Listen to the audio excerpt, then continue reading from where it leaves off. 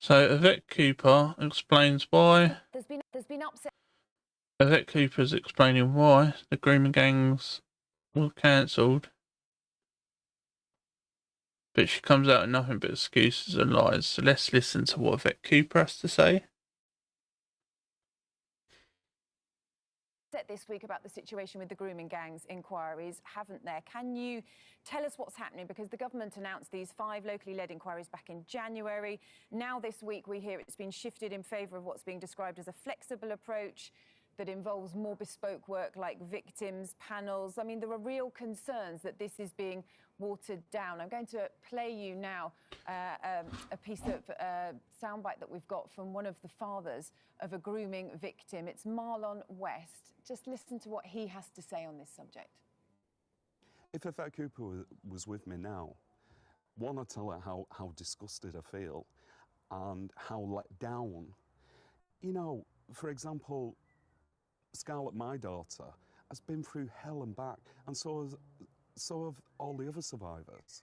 And to dismiss them and throw them under the bus the way they have. That's what Labour have done. Where do we go? Labour have literally thrown 6,500 girls that we know of, with an estimated 250,000 in the last 25 years, under the bus for a vote. You know why they did it just before they left? Because they knew local elections was coming up, and they promised the Muslim voters in these areas that they would get rid of it before the vote come up, because they was warned that they was not going to get voted for.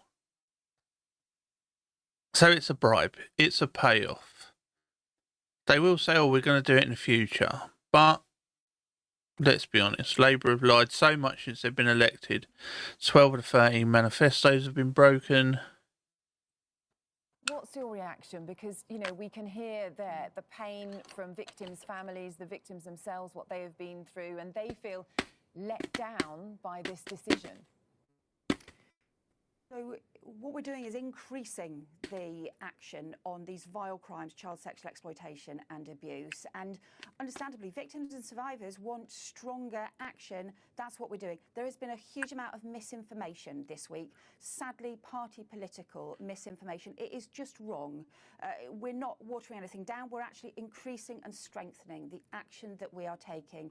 So we're supporting local inquiries. We've announced the first one will be Oldham, but there will be other local inquiries. We're setting out the framework. We always said we would also do more to support victims and survivors, and we're actually announcing additional therapeutic support will be provided for victims and survivors of awful. Oh, so you was raped and abused for years. The abusers are still on the street waving at you, and get let out after a year.